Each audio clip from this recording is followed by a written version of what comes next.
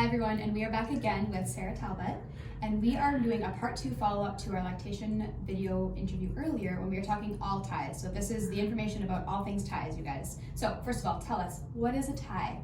So a tie is an extension of tissue, either in the lip, the cheek, or under the tongue, that can be challenging for certain feeding issues, that kind of thing. Right. So I think, and we talk about this on the chiropractic aspect too, but structure versus functionality. Yeah. Because everyone has some level of a tether, let's call it. In utero, I know when we talk about it in the office, I use the analogy of if you have a web between your fingers when you're in the womb, that web is supposed to dissolve, similar in the mouth, but sometimes it doesn't dissolve fully enough and it's either too tight, too restricted, too fibrous, and those are kind of the things that make it have a functional issue sometimes versus just structurally being present. Exactly. Not all ties need to be addressed, where some babies with ties can feed totally normally. Right. Yeah. Okay, so then who diagnoses officially a lip or tongue tie, or buccal tie, which means cheek essentially? I would send you to your pediatrician or your pediatric dentist to have an official diagnosis. Awesome.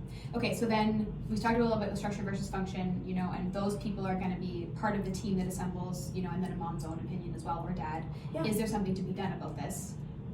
And if there is, let's say, we say, okay, functionality-wise, it's not great, baby's not thriving in the way that we want them to, symptoms can be improved. What does that process actually look like when we're talking about a revision? Yeah, so if there is concern either from you guys or from myself, I would send you to your pediatrician, pediatric dentist, and then they would talk about a procedure, which would either be a cut or using a laser to take down the redundant tissue. And when you say cut, yeah, scalpel, right?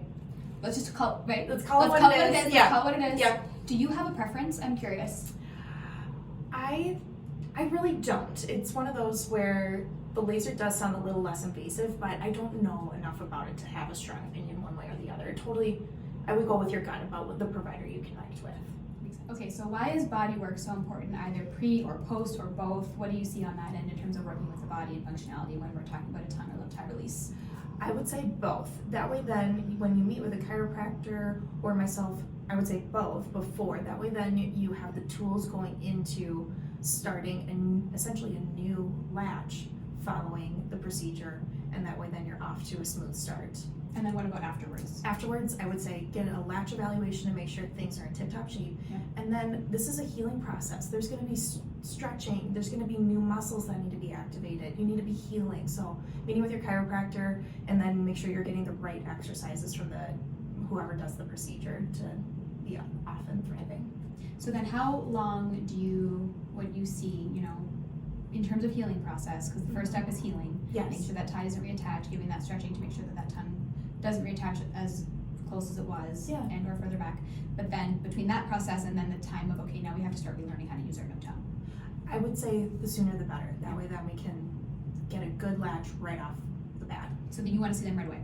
Like day of, next day? I mean, let's say say the next day that would be amazing. Okay. I'm like, let the baby have, it could be a tough day. So that way then, make sure baby's getting some rest, pain control, and then let's get a good latch evaluation.